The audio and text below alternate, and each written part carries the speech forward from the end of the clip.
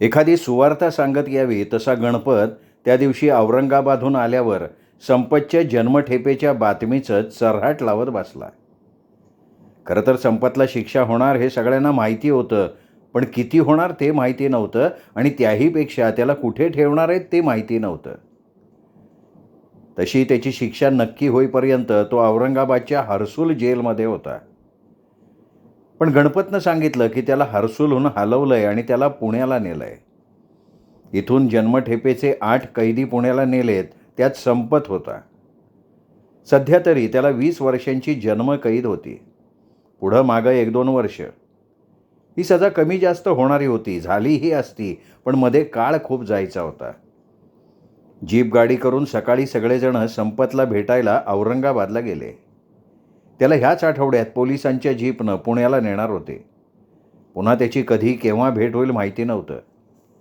शकुंतलाला वाटलं, ह्यासनी हितच ठेवलं असतं तर महिना 15 दिवसातून भेटता बी आलं असतं, कुणी बी येऊन भेटलं असतं. आता पुण्यासनी जाऊन भेट घेणं अवघडच आहे. ते सगळे तुरुंगाच्या बाहेर बसले. गणपतनं आज जाऊन त्याला भेटायची परवानगी काढली. अर्ध्या तासांनी तो बाहेर आला. एखादं महत्त्वाचं काम करून यावं तसा हसत आला, हुशारकी मारत आला, सगळ्यांकडे बघून म्हणाला, चला घ्या भेटून घ्या, बोला काय बोलायचं ते, उद्या नेणार आहेत संपतला, अर्धा घंटा दिलाय, जल्दीत आटपायचे.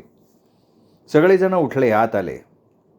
ते खाकी वेशातले पोलीस, त्यांचा वावर, तो मोठा परिसर, तिथली शांतता हे बघून सगळ्यांचा जीवच दडपून गेला. कचरू जाधव म्हणाले, वैरेव ब्यासावं कोती उदे न रे देवा. गणपत पुढे, सगळेजण त्याच्या मागे चालत राहिले. डावीकडचा मोठा रस्ता ओलांडून गणपत एका मोठ्या बिल्डिंग पुढे आला. बिल्डिंगजवळच्या झाडाखाली संपत उभा होता. त्याच्याजवळ एक वेशधारी पोलीस होता. संपतच्या हाताला बेडी लावलेली होती आणि त्या बेडीला बांधलेली दोरी त्या पोलिसाच्या हातात होती. ते सगळं बघणं शकुंतलाला जड गेलं. तिने जवळ येऊन बघितलं, संपतचा सगळा नूरच पालटला होता. रंग काळवंडून गेला होता, गालफडं बसली होती, दाढी वाढली होती, अंग मळकट झालं होतं. त्याच्या अंगावर ते कैद्याचे कपडे बघून शकुंतलाला रडू फुटलं. ती पदरात तोंड खुपसून रडायला लागली. नागेश संपतकडे घाबरून बघायला लागला. आपला बाप असा का दिसतोय, त्याने असे का कपडे घातले, त्याला कळेना. तो पुरता भांबावला. शकुंतलाला हाताने ओढायला लागला, म्हणाला, आई चल की इथनं, मला भ्याव वाटते. रडत रडत तो म्हणत होता. त्या पटांगणात अजून काही कैदी कैद्याच्या वेशात फिरत होते. काही जण बागेत काम करत होते. हा भेटीचा क्षण विलक्षण होता. सगळ्यांच्या मनात खूप होतं, पण ते ओठातून बाहेर पडत नव्हतं. ओठांची फक्त हालचाल होत होती, हातवारे होत होते. शेवटी संपतच शकुंतलाकडे बघून म्हणाला, शकून तू सांभाळून राहा, म्या चांगलं वागवीन, माझी सजा कमी करून घेईन, तू बघ बघ तू कशी सजा बदलून घेतोय ते. जगदाळेच्या मरणानं मला शहाणपण दिलंय. दादा आहे, कौशल्या वहिनी आहे, नागेश आहे, गणेश आहे. तुझी मला नाही काळजी, बघ तू सांभाळ, माझी वाट बघ, म्या येतोच. आज म्या परेशान आहे. कुठून बुद्धी झाली आणि त्या जगदाळेला ढकलून दिला असं वाटते. ते खरंच तर मेला असतं त्याच्या मरणानं. सगळ्यांच्या डोळ्यांना धारा लागल्या होत्या. संपतची आई ऊर बडवत रडत राहिली. वेळ संपली तसं सगळ्यांना संपतचा निरोप घ्यायला लागला. इतका तरुण माणूस, पण हातून अपराध घडून गेल्यानं हतबल झाला होता. त्याचा चेंदामेंदाच झाला होता. माणसाला आपल्या भविष्याची खात्री नसली की तो पराभूत होऊन जातो. स्वतःचं जगणं मग त्याला ओझं वाटायला लागलं. त्या एका घटनेनं संपतचं भवितव्य राख झालं होतं. त्याची उमेद संपली होती. पुढे आपल्या जीवनात काय आणि कसं घडणार आहे, कसं घडत राहणार आहे, हे त्याच्या लक्षात येत नव्हतं.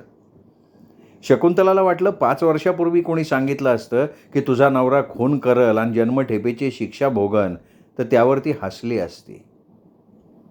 पण माणूस आपल्या कल्पनेतही आणणार नाही अशा घटना घडून जातात आणि मग माणसाच्या जगण्याचे किनारे उद्ध्वस्त होतात. तो एकटा, एकाकी, दीनवाणा बनतो. एखाद्याचं क्रियाकर्म करून खिन्न मनानं घरी परतावं तशी माणसं संपतचा निरोप घेऊन आली. संपत पुन्हा भेटेल का, कधी भेटेल, भेटला तरी कुठल्या अवस्थेत भेटेल, नाना प्रश्न होते मनात. त्याला वारंवार भेटणं आता शक्य नाही हे सुद्धा त्यांच्या लक्षात आलं होतं. काही वर्षांपूर्वी जाधवांच्या घरचा तरुण करता पुरुष असलेला संपत त्याच आपल्या वाड्यापासून, आपल्या माणसांपासून लांब निघून गेला होता. त्याने अगदी शेवटच्या क्षणी गणेशला कवटाळलं, रडून घेतलं. गणेशही रडत होता. तो संपतच्या विळख्यात चेपला गेला होता. त्या जीवाला आपल्याला बापाने असं का धरलंय कळत नव्हतं, कळणं शक्य नव्हतं. मध्ये 8 दिवस गेले असतील. दिवस उदासवाणेच होते. सारख्याच वातावरणाचे होते. तसे ते बरेच दिवस राहणार होतेच. मध्ये बदल झाला तर कसा आणि कोणता हे माहीत नव्हतं. शकुंतला रात्रीचं आवरून झालं की गणेशला खांद्यावर घेऊन जिन्याच्या पायऱ्या चढायला लागली. गणेश आधीच झोपला होता. त्याला तसा झोपलेलाच घेऊन ती वर माडीवर निघाली होती. जिन्याच्या 2 पायऱ्या चढून होतात न होता तो तिला तिच्या मागे कोणाची तरी चाहूल लागली. तिने झोपलेल्या गणेशला सांभाळत मागे वळून बघितलं तर तिच्या मागून गणपत वर येत होता. भराभरा पायऱ्या चढल्या आणि तो म्हणाला, आण त्याला इकडं माझ्याकडं दे. तुला काय जमतंय वय त्याला घेऊन वर चढणं, आणखी. त्यांनी जवळजवळ शकुंतलाकडनं त्याला हिसकावूनच घेतलं. आपल्या खांद्यावर त्याला टाकला. झोपेत असलेल्या त्या बाळानं खांदा पलटीमुळं झोप चाळवून डोळे उघडून बघितलं, पुन्हा डोळे मिटून घेतले. शकुंतला जिन्याच्या पायऱ्यांवर उभी, तिचं पाऊल पुढे पडेना. मन चरकलं. गणपतच्या मागे जावेना. तो गणेशला वर झोपून येऊ दे असं तिला वाटून गेलं आणि ती वर जायच्याऐवजी खाली आली. ओसरीवर उभी राहिली. त्या चढत्या रात्रीत कौसल्या समोर नव्हती, नागेश नव्हता, सासू सासरेसुद्धा नव्हते. ती स्वयंपाकघरात गेली. तिने उभ्यानी पाणी पिऊन घेतलं. तिला त्या पाण्याच्या थंडगार स्पर्शानं बरं वाटलं. आता काय करावं तिला सुचेना. ती तिथंच उभी राहून गणपतच्या खाली येण्याची वाट बघायला लागली. 5-10 मिनिटं तशीच गेली शांततेत. तो काही खाली यायची चिन्ह दिसेना. तिला वाटलं सासू सासऱ्यांपुढे जाऊन उभं राहावं, नाहीतर तिथेच बसून घ्यावं. जाऊ दे, बसू देत की त्याला वरती. किती वेळ बसेल, किती वेळ वाट बघेल आपली. आणि दुसऱ्या क्षणी गणेशच्या रडण्याचा आवाज आला. तो आवाज निराळा होता. तो आवाज झोपेतनं जागा झाल्याचा नव्हता. झोपेतून जागा होणारं मूल असं किंचाळून उठत नाही. खरं तर गणेश 7-8 तास तरी गाढ झोपायचा. त्याची पहिली झोप तशीच होती. तो उठला की दूध प्यायचा आणि पुन्हा तसा 2-2.5 तास फटफटेपर्यंत झोपायचा. तिच्या मनात आलं की आपण वरती येत नाही हे बघून गणपतनं तर त्या बाळजीवाला काही केलेलं नसेल. म्हणजे चिमटा काढणं, ओरबाडणं, मारणं असं काहीतरी. मनातले विचार बाजूला टाकत ती वेगात वर जायला निघाली. त्यांनी जिन्यातला दिवा मालवला होता. ती सवयीने झरझर वर गेली. रस्ता नेहमीचा होता, ओळखीचा होता. अगदी सहजपणे गेली, सरावानं. देहाला, पायाला ते वळणच लागलं होतं. एकीकडे यांत्रिक हालचाली होत होत्या. आपल्या घरातला आपला वावर सहजही होऊन जातो, नाही का. ती वरती आली. तिने दार लोटलं तर तो समोर होता. त्याच्या हातात गणेश होता, रडून थांबलेला, झोपेत हुंदके देत असलेला. तिने आत येता येता विचारलं, काय झालं? अहो, गणेश का रडला? तू वर यावं म्हणून रडला. का उशीर केला वर यायला? ती गप्प राहिली. थोडं पुढवून म्हणाली, त्याला द्या, तुम्ही जावा. त्याच्या नजरेला नजर भिडवणंही तिला नकोसं वाटलं.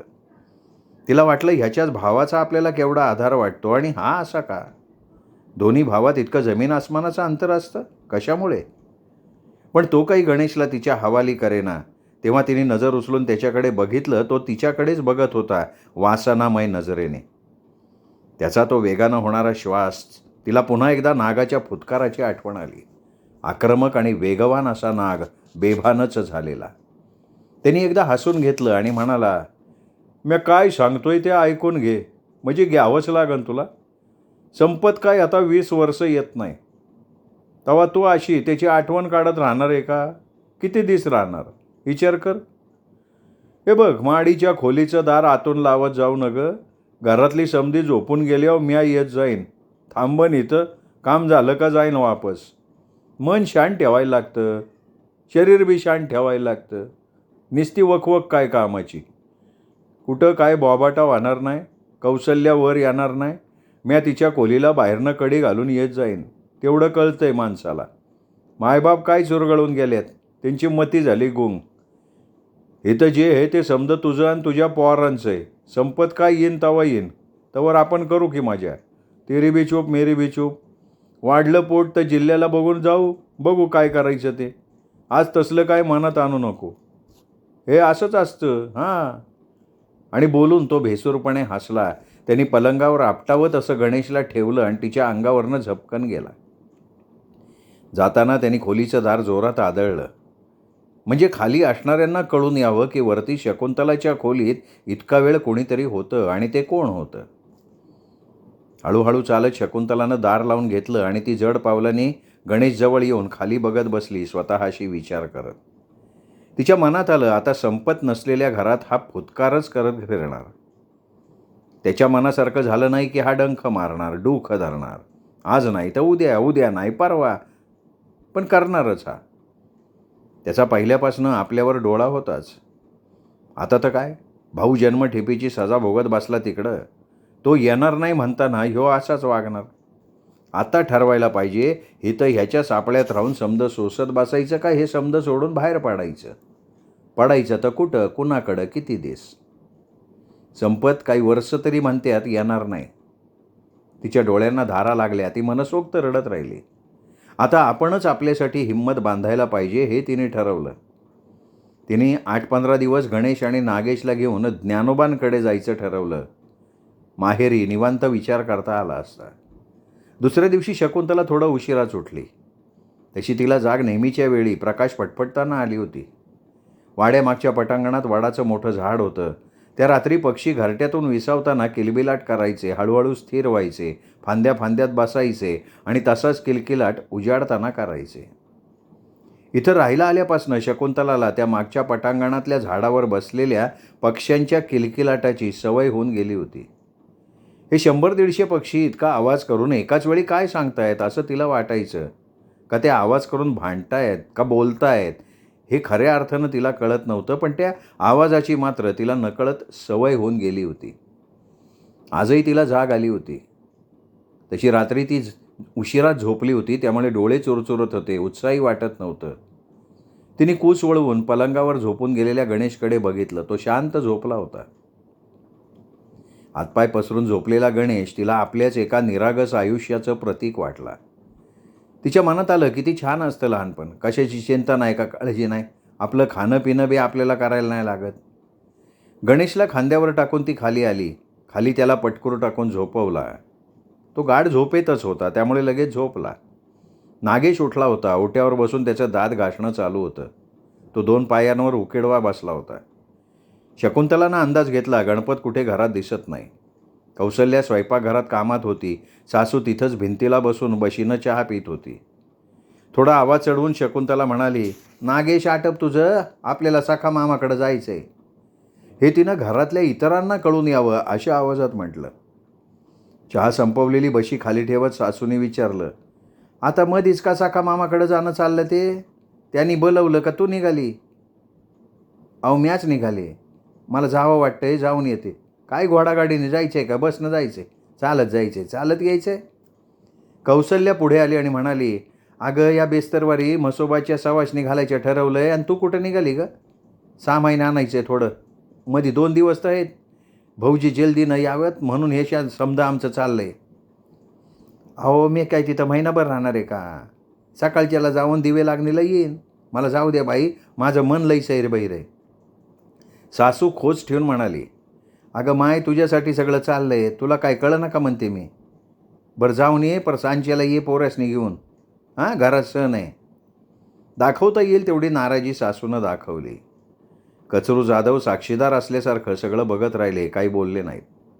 शकुंतलानं ठरवलं होतं सकाळीच निघायचं. खरं तर तिला 4-8 दिवस राहून यायचं होतं, पण हे ग्रामदेवतेचं मध्येच काहीतरी निघालं. खरं तर संपतला कैद होऊ नये, त्याला जामिनावर सोडून द्यावं यासाठी बरेच प्रयत्न झाले होते आणि त्याच वेळेला हे म्हसोबाच्या सवाशणीचं ठरलेलं होतं. सासूनं बोललं होतं, ग्रामदेवतेचा कौल मागितला होता. पण संपतनं केलेला गुन्हाच असा होता की त्याची सहजासहजी सुटका होणं शक्य नव्हतं. आंघोळ करून चहा घेऊन मुलांबरोबर शकुंतला वाड्यातनं बाहेर पडली. तिला गल्लीच्या तोंडाशी समोरून गणपत येताना दिसला. तिचे पाय थरथरले. तिला वाटलं आपल्या अंगातली शक्तीच संपली, पण तिने आपण त्याला पाहिलंच नाही, असं चालणं ठेवलं. तो समोर आला. त्याने नागेशला विचारलं, कुठं निघाली सवारी सकाळी सकाळी? नागेश हसून म्हणाला, सखा मामाकडं. आणि येणार का वा? नागेशनं शकुंतलाच्या तोंडाकडे बघितलं. शकुंतला म्हणाली, येऊ की, यावंच लागन. ते काय पोरांचं हक्काचं घर आहे का? जन्म काढायला तिथं? नाही, कौशल्य सांगत होती सावशनीचं, संपतसाठी समजा चाललंय. लावा तिला हातभार, बघा लवकर येणं जमतंय का. त्यांनी बगल देत पुढं जाणं केलं. शकुंतला निघाली. वाड्यावर आली तर सखाराम तयार होऊन दुकानावर निघाला होता. तो म्हणाला, अरे वा अक्का, ये की. सखारामनं विचारलं, अक्का तुझं दैव फिरलंय बघ.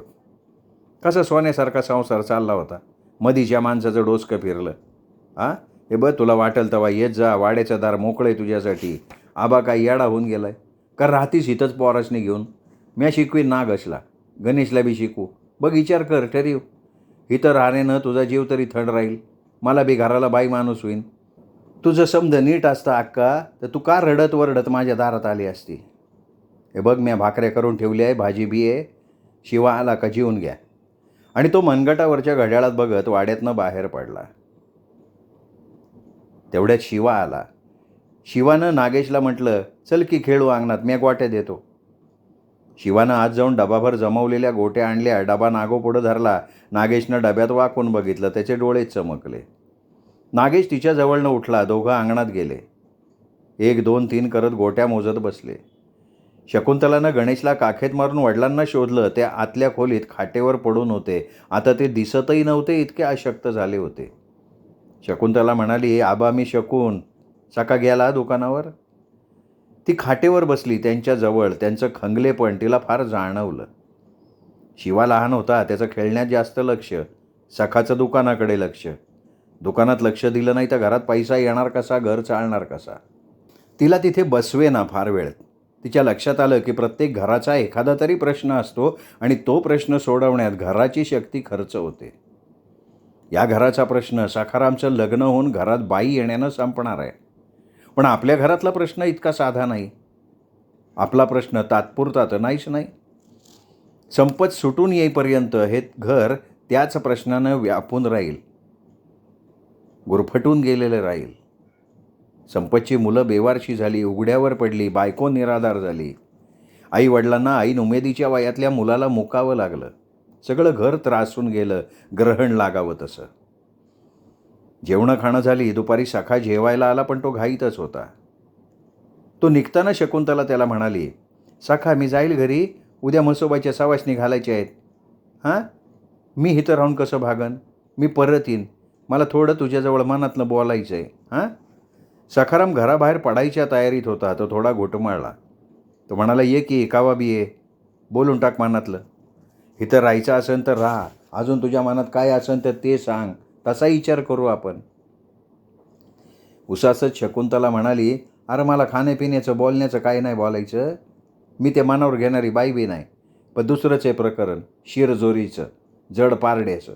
त्याचा बंदोबस्त कसा करायचा ते मला कळना. सखा गेला. शकुंतला तयारीला लागली. उन्हं थोडी उतरणीला लागली की दिवे लागणीच्या आत तिला घरी पोचायचं होतं. थोडा वेळ तिने विश्रांती घेतली, पण मन शांत होत नव्हतं. डोळा लागेल तरी कसा. पण ती डोळे मिटून तशीच पडून राहिली. तिच्या मनाची तगमग वाढली होती. ती आडवी झालेली, ओसरीला उठून बसली. तिने आत बघितलं तर वडील झोपले होते. श्वास मंद चालला होता. त्यांचं शरीराचं झिजणं चालू होतं. तिला वाटायला लागलं की एकदा का गाडी उतरणीला लागली की चढ लागतच नाही का, सरळ रस्ता माणसाच्या वाट्याला येतच नाही का. ती उठली, आत जाऊन पाणी पिऊन आली. बाहेर ओसरीला पाय पसरून बसली. तिला वडिलांसाठी चहा करायचा होता. मुलांचं खेळणं सुरू होतं. तेवढ्यात वाड्याचं लोटलेलं दार फाकून विजय जमदाडे आत आला. ओसरीला शकुंतलाला बघून पायऱ्या चढता चढता हसून म्हणाला, बरं झालं तुझी भेट झाली. तुझ्या सासरी येऊन तुला भेटावंसं वाटना. काय बोलणार भेटून, पर भेटावं वाटत होतं. बहीण पडली की तू माझी. विजय जमदाडे तिचा सख्खा मावस भाऊ, चंद्राबाईच्या लहान्या बहिणीचा मुलगा, उचापत्या करणारा. तो ओसरीवर आला, चपला काढून तिच्या समोर बसला. हळू आवाजात म्हणाला, मला सांग भाऊजी गेलं, तुझं कसं काय चाललंय, वाड्यावर परिस्थिती काय, नीट वागवत्यात का तुला, का फरक करतात. माणसं बदलत्यात बाई अशा प्रसंगानं, मग होत्याचं नव्हतं होऊन जातं. तो बोलत होता. शकुंतलाचे डोळे भरून आले. ती डोळे पुसून म्हणाली, अरे आबा असा खाटेला धरून साखा तसा दुकानावर आई गेली, मला आदरच उरला नाही विजय. विजय म्हणाला, तुझी अडचण सांग, काही येते माझ्या संकट औरंगाबादला. आई हे माझ्याकडं भाकरी करून घालाया. या वर्षात मी घर करणार आहे औरंगाबादलाच. बायका मुलं समद खटलं हलवणार. तू बी येऊन राहा, बघू तुला बी कामधंदा. म्या तुला न पोरांना उपाशी तर ठेवणार नाही. तुझा नवरा येईन तवा येईन. बहुत लंबी बाला आहे हो. ती म्हणाली, खरं तर मी सखाला 2-4 दिवसात येऊन सांगणार होते, पण आता तुला सांगून ठेवते, सासू सासऱ्याचा जाच नाही, जाऊ बी नीट वागती, पण माझा गणपत यांचा भाऊ त्याची नजर चांगली नाही. त्याचा डोळा आहे माझ्यावर. तो टपून बसलाय माझ्या खोलीत घोसाया. सारखा मला धाक धावतो. मला त्याचं भाऊ आहे. लय दागाबाज माणूस आहे. मी रातच्याला बोंबलले ना तरी कोणी माडीव येणार नाही आणि मला तो नाश येणार. विजय म्हणाला, मग तू असं कर, तू चल माझ्या संग. अगोदर 1-15 दिवस येऊन राहा, मग ठरीव काय करायचं. अगं शहरात कामं असतात, माणसं उपाशी नाही मरत. इथं नाही तिथं बिल्डिंगा बांधून राहतात माणसं. रगड काम आहेत. माणसं मिळणार अशी परिस्थिती आहे शहरात. अरे पण मला ते दगड शिमिटाचं काम जमन का? ते काम कशा बाई करायचं? ते नाही, वॉचमन म्हणून राहायचं, बिल्डिंग मटेरियल सांभाळायचं, नळीनं विटा भिजवायच्या, इमारतीवर पाणी मारायचं. तेच खोली देतात, तिथं राहायचं. तू तयार असशील तर मी तुझी जबाबदारी घेतो, माझा शब्द समज. ती उसासत म्हणाली, अरे हे समज सखाला पाठायला पाहिजे. तुला खरं सांगू का, मला या गावातच राहावं असं वाटेना. समद्याच्या नजरेत मी खोन्याची बायको, त्याच नजरेनं बघतात लोक. त्यांचं तरी काय चुकलं सांग? हे बघ, कोणी काय बोललं, कोणी काय सांगितलं तर आपण किती ऐकावं हे ठरवता येतं का नाही शकून? भाऊजीचं चुकलं. आता वेळ आली तर उपरती होऊन काय फायदा? लागली का नाही पोरं बाळा धडदी शोधडीला? पर शकून तू धीरा न घे. तुझा नवरा येईल वापस. तसा तो चांगला होता. त्याचं इथं त्यांच्याकडे येणं जाणं होतं. विजयच्या पोटात माया होती. तिला आठवलं तिची आई औरंगाबादला आजारी असताना इथली माणसं त्याच्याकडे होती ठाण्याला. त्यांनी सगळ्यांचं स्वागत केलं होतं. चंद्राबाई वारली तेव्हा मावशे माझ्या हाताला यश नाही आलं असं म्हणत रडला होता. तो विमलापेक्षा मोठा होता, पण शकुंतलापेक्षा थोडा वर्षांनी तरी लहान होता. रात्री तिला घरी आलेली बघून कोणालाही आनंद झालेला दिसला नाही. तशी ती दिवे लागण व्हायला आली होती. मुलांना बरोबर आणलं होतं तरी सासू म्हणाली, आणलं का माय लेकरासनी? मला वाटलं कुठं त्यासनी तिथंच ठेवून येते काय? तुला अदोगरच संसारात लई ध्यान. आता तर काय जात कौशल्याला काय विचार, काय करायचं ते कर. खपती बिचारी सकाळ धरणं. तुझ्यासाठी सावशनी घालतं आहो आणि तूच माहेरी जाऊन बसली वय. पुरं कर की दुखणं, लाग का आम्हाला. शकुंतला हातपाय धुवून कामाला लागली. भाजी निवडायला बसली. नागेश भूक करायला लागला. उठून त्याला बिस्किटं दिली. संध्याकाळ झाली तसा गणेश चिरचिरायला लागला. त्यालाही भूक लागलेली असावी.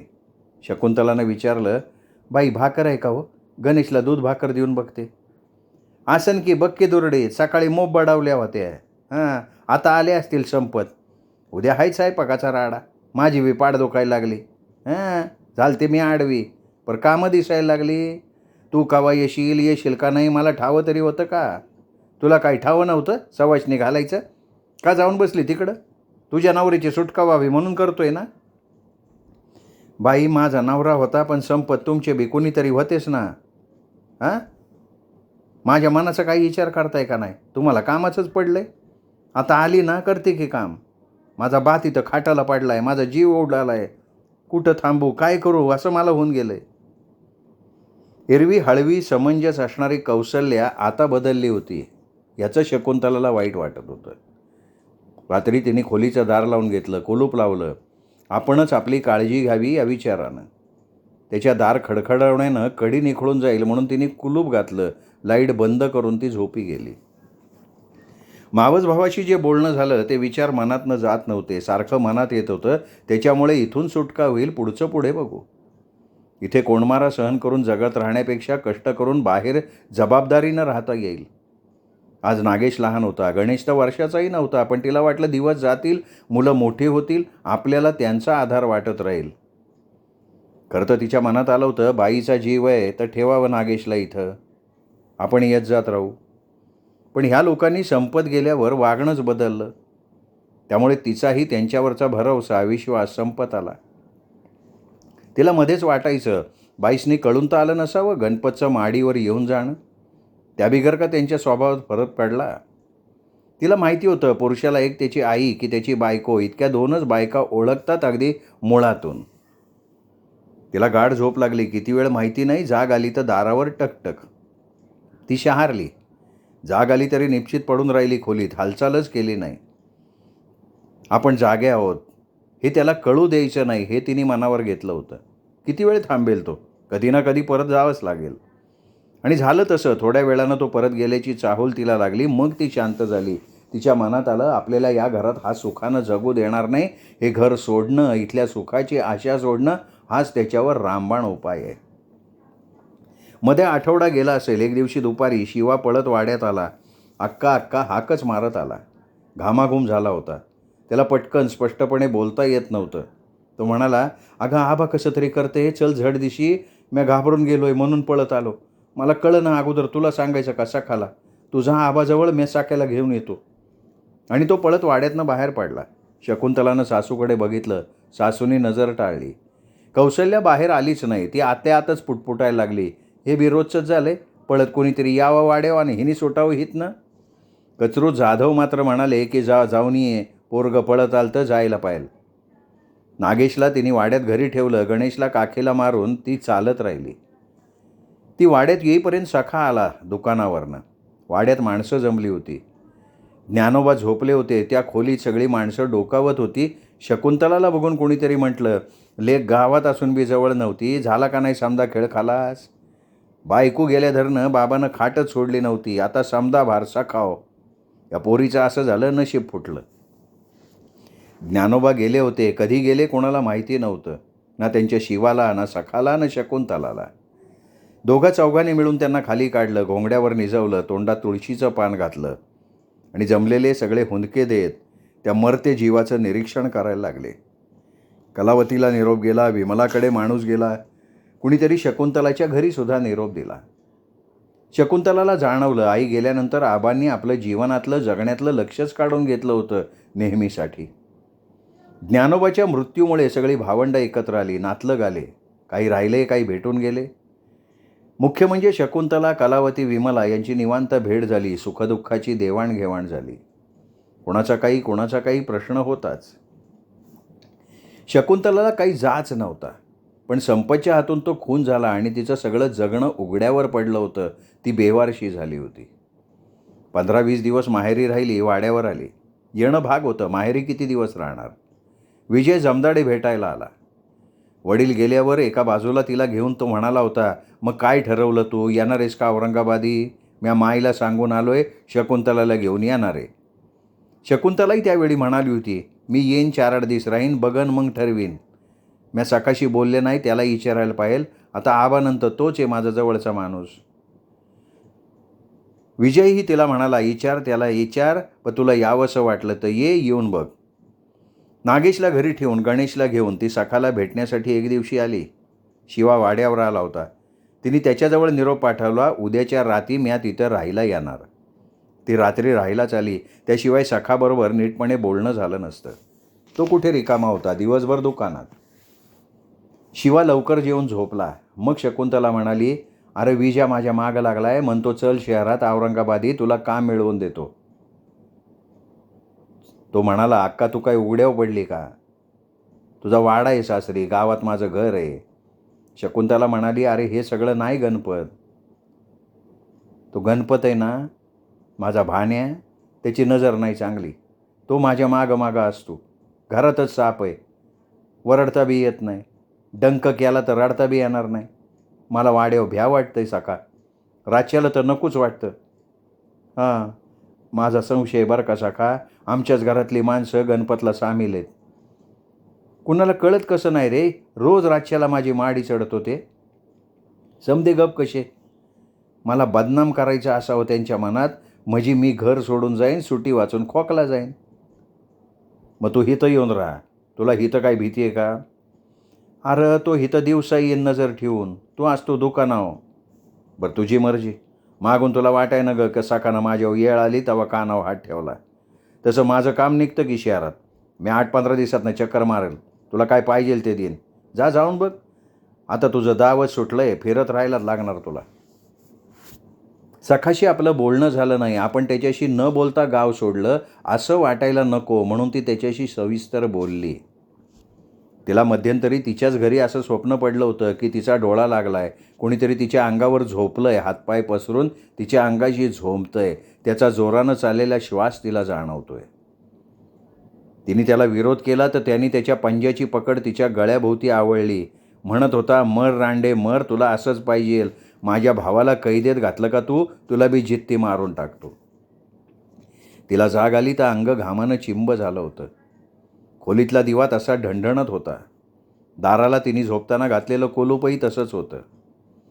स्वप्नात जो आपल्या शरीरावर अन्याय झाला ते स्वप्न होतं याचं तिला समाधान वाटलं. मग ती विजयाला भेटली सखाकडे, सखा घरी नसताना. म्हणाली, मी आज ठरवलंय विजया, तुझ्या संग यायचं, काय होईन ते होईन. ही माणसं आली मला शोधत, तर म्या बोलीन त्यांच्याशी, नाही तर माझी झाकली मूठ 1.25 लाखाची. विजय म्हणाला, कधी निघायचं? म्या तयार आहे. तर म्हणाली, परवा रात्रीच्या गाडीनं. मी इथं सखाकडे येते, पोरवासनी घेऊन, सामाईन बी घेऊन येते. आता जाऊ, आता उडी मारायची, मारू दे बोंब त्यासने. ती चिडली होती, संतापली होती. डोळ्यांना तिच्या धारा लागल्या, मनातलं दुःख वाहतं झालं. डोळे पुसत शकुंतला म्हणाली, तुझ्या भरवशा म्या उडी घेताव, बघू काय होतंय, मरू नाही तर तरू. ती चहा करत होती तर सखा आला, त्यालाही सगळं सांगितलं. तसं शकुंतलानं 2 अजाण मुलांना घेऊन औरंगाबादला जाऊ नये असं त्याला मनापासनं वाटत होतं, पण शकुंतला ऐकतच नाही म्हटल्यावर तो गप्प झाला. शिवानं विळखा घातला, म्हणाली, अक्का राहू की ग इथं. त्याचा केविलवाणा चेहरा तिने आपल्या ओंजळीत घेतला आणि म्हणाली, तू चल माझ्या संगती, नागेश आहे, चल. वाड्यातून शकुंतला निघाली ते सामान घेऊन. सामान म्हणजे कपडे, आपले, मुलांचे आणि संपतचा लग्नातला सूट. सासूनं विचारलं तेव्हा म्हणाली, इमलनं बोलवलंय, तिच्या दिराचं लगीन ठरलंय. सासूला तिच्या बरं नाही. म्या जाते, 15 दिवसात लगीन लावून येते, तिला तरी कोण आहे. 10च्या पुढे त्यांनी सिल्लोड सोडलं. तशा सिल्लोडहून औरंगाबादला अर्ध्या तासाला बसेस होत्या. काही डायरेक्ट होत्या, काही इथून तिथून जाणाऱ्या. एकट्या दुकट्याला प्रवास करणं अवघड नव्हतं. पण आज शकुंतलाबरोबर विजय होता, तिची मुलं होती. गणेश लहान होता, पण नागेशच्या नजरेत बावरलं पण होतं.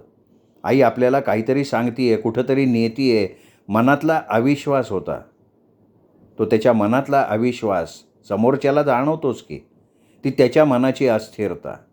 त्यामुळे माणूस हवालदिल होऊन जातो. नागेशचंही तसंच झालं. बस सुरू झाली तसा गार वारा जाणवत होता. बस भरली होती. जळगाव ते पुणे बस. जळगाववर बसून पुण्याला उतरणारी बरीच माणसं असावीत, थेट प्रवास करणारी. जळगावला बसलेली दोघं सिल्लोडला उतरली, यांना जागा मिळाली. विजयने नागेशला मांडीवर घेतलं, शकुंतलानं गणेशला. गाव संपलं तसा बाहेर काळोख वाढला. बसनी वेग घेतला. बसमधली माणसं माना टाकून झोपून गेली. हळूहळू बस निघाली. मध्ये कुठेतरी थांबली चहा पाण्यासाठी आणि नंतर थांबली ती थेट औरंगाबाद बस स्टँडला. श्रोते हो, कथानायिका आली औरंगाबादला घर सोडून. बघूयात पुढे काय घडतंय. भेटूया उद्याचा भाग ऐकण्यासाठी दीपक रेगे कथाकथन चॅनलवर. नमस्कार.